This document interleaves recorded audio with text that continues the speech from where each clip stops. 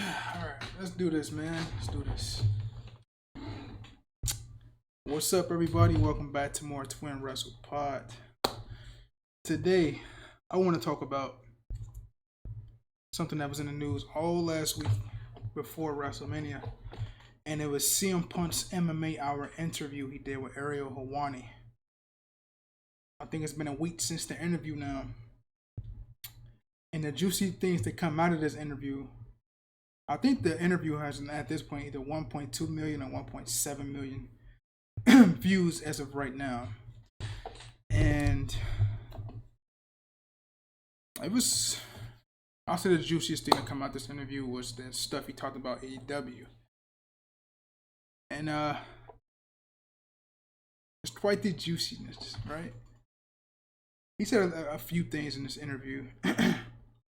Not only the AEW stuff, but his return to WWE back in November, when it was like in motions, and how many people actually knew, which was very few people knew. Touched on the Vince McMahon stuff. Said he had a conversation with him at Titan Towers at the gym. They met, hugged, and then that's the last time he ever saw Vince. Then after that, the Janelle Grant stuff started coming out full force after that. So he said it's the only time he's seen Vince, and what he can do in terms of the whole situation is hope that the other people who were affected by that are okay, and that WWE is much more better without Vince McMahon in it currently. I think everybody share that same sentiment. Okay, so let me touch on his return.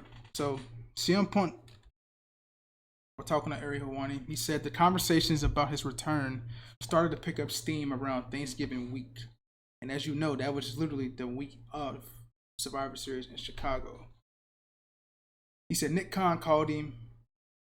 They talked that Monday, that week of Survivor Series, that Monday.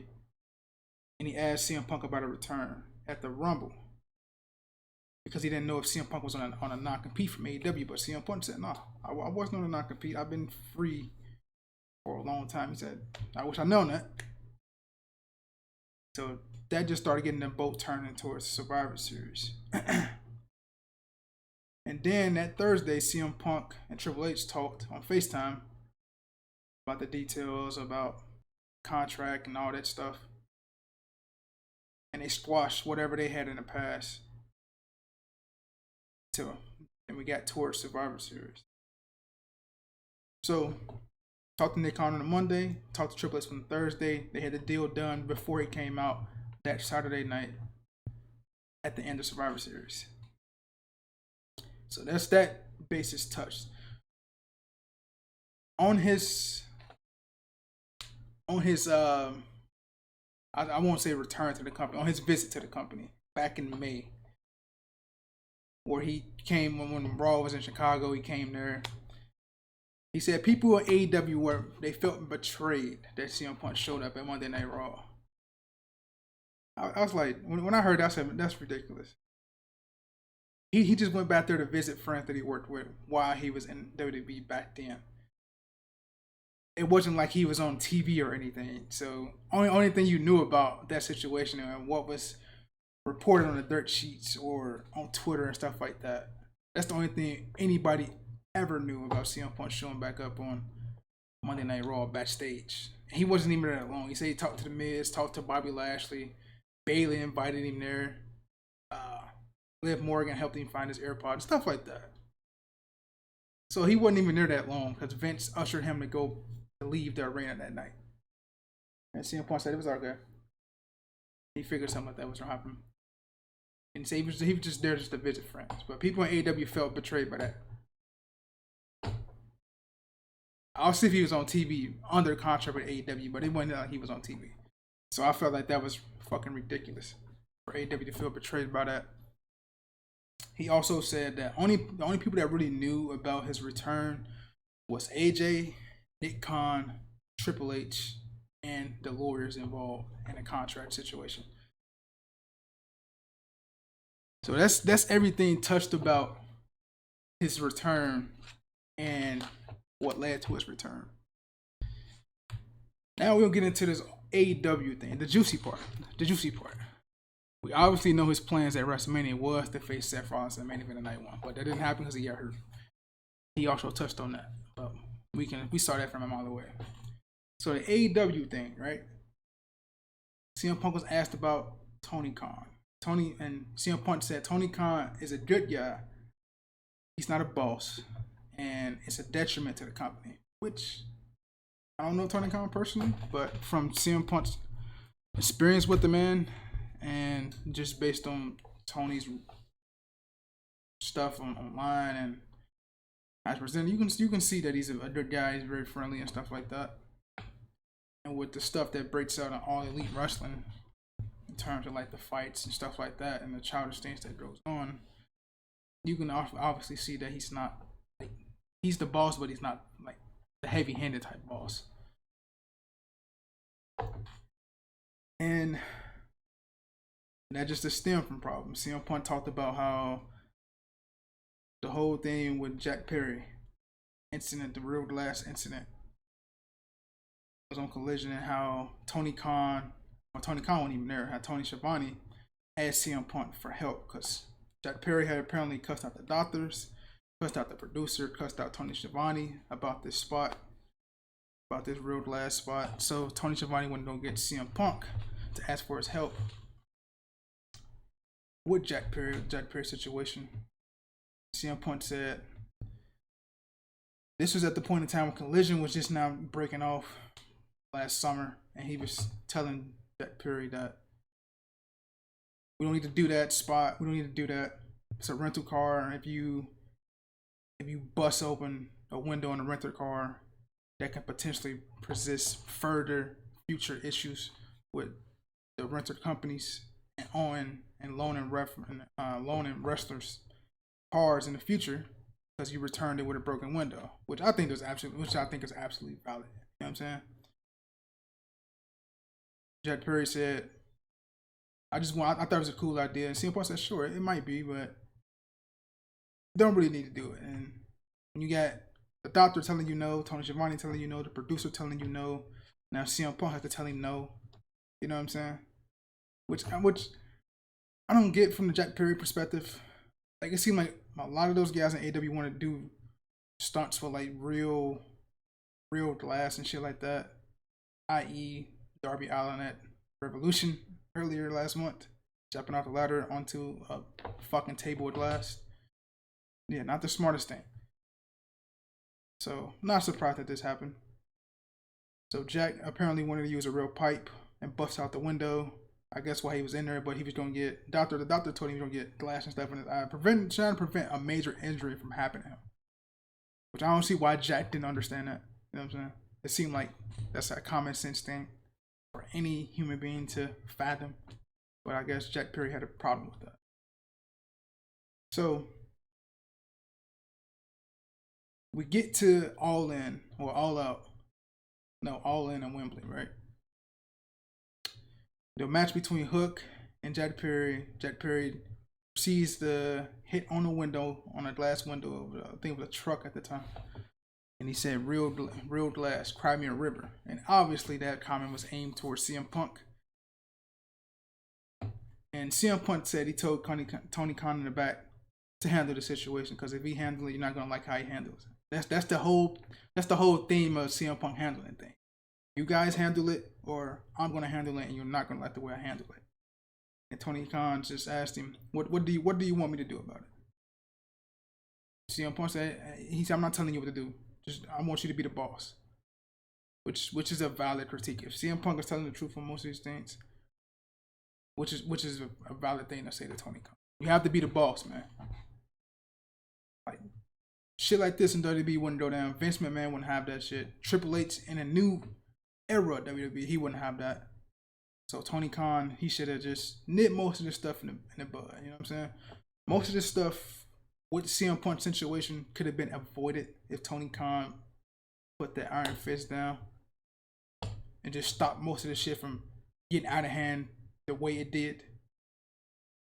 Hangman promo, the Jack Perry stuff, brawl out, Tony Khan should have enforced his hand and just cut everything, cut the head of the snake.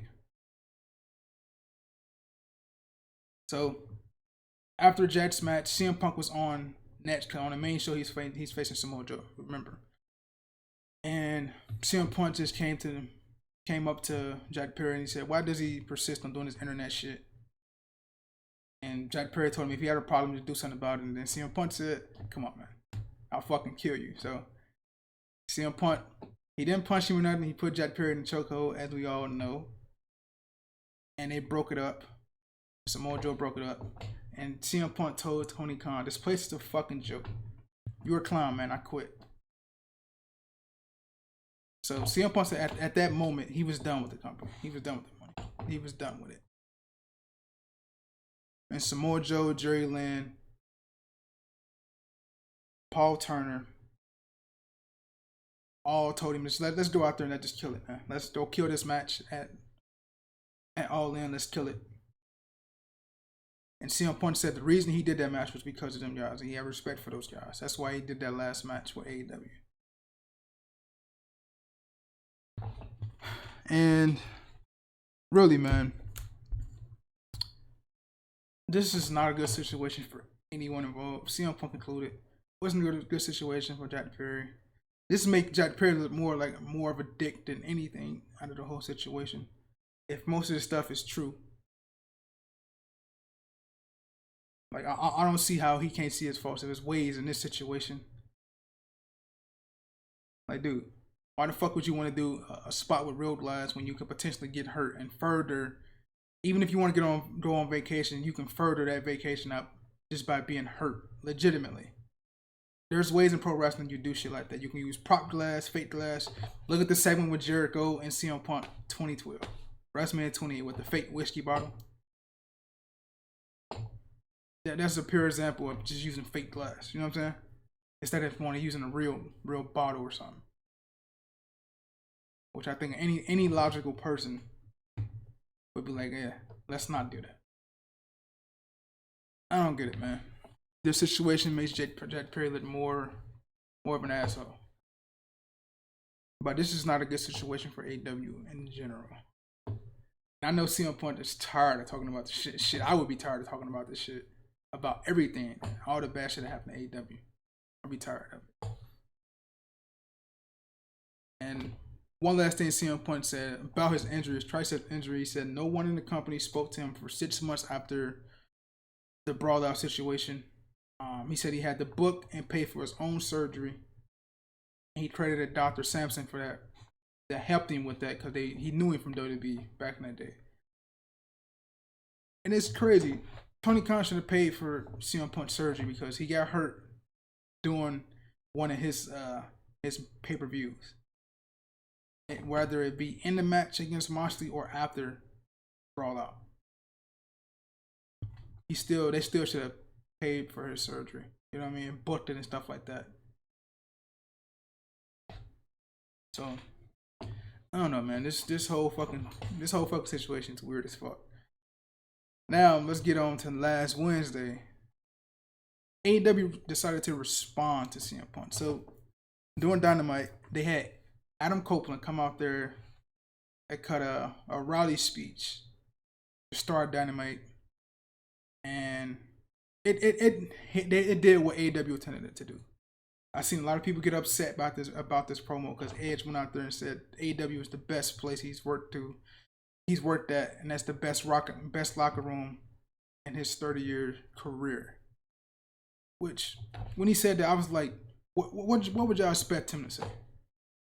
I expected him to say that because he works there. So it didn't get a reaction out of me. It's what I expected from him to say that in the opening segment. Most people was upset that he said that, talking about he worked in the Attitude Era. He was in locker rooms with Undertaker. He was in locker rooms with John Cena or Randy Orton, such and such. Like, they're just naming all these people. Like, don't let Adam Copeland's promo get a rise out of you. Their promo was meant for you to meant for your reaction to be over the top. That's why I didn't really pay no attention to it in the first place. Like, I just saw a clip, whatever, on Twitter. I said, oh yeah, I expect him to say that. What else would he say? He works for the company. He's the TNT champ. What would you think he would say? So I didn't really think one way or another way about it. I think the segment wasn't needed, honestly.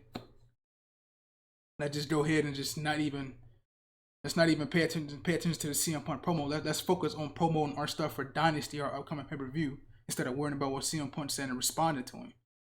It just shows a sense of immaturity and just a sense of banter going back and forth. Fucking All In happened in August 2023. We about to come up on August 2024 in a couple months. So why are we even worried about that? We got a pay-per-view coming up in the next 2 weeks. Why are we reacting to that? Just let's dead that conversation. You know what I'm saying? That whole rah-rah speech from Adam Copeland was not needed. Let's focus on Swerve. Let's focus on our women's division. Let's focus on the TBS title. Let's focus on the things we can control now. And then that gets us to this Wednesday coming up, where they're going to air footage from All In, the backstage footage. They didn't say what it is. Everybody's just presuming it might be the CM Punk stuff to further bury CM Punk. I look at it like this. What's the fucking point of doing this shit in the first place? Is it going to further anything for Dynasty? If that's the case, then sure. If it includes the Butts and FTR, then sure, go for the backstage footage. But if it's something with Jack Perry and CM Punk, two guys who are not even on AEW TV at the moment, what does that achieve? It don't do nothing but to give you more clicks and more banter back and forth on social media and stuff like that, platforms like this. It ain't accomplishing nothing. So what's the fucking point of showing the footage on live TV? If that's where they're going towards, with showing CM Punk and Jack Perry, the two dudes who not even on their upcoming pay-per-view or on their TVs at the moment, it defeats the purpose. But Tony Khan proved it. We'll see what it pertains come tomorrow. So stay tuned for that. That's my thoughts on this whole CM Punk AEW situation. A whole lot of stuff that isn't needed at this point. These two parties have dissipated and gone separate ways. Let's leave that shit in the past. Get on what we got going on in the future. We'll see, man. Y'all take it easy, bro.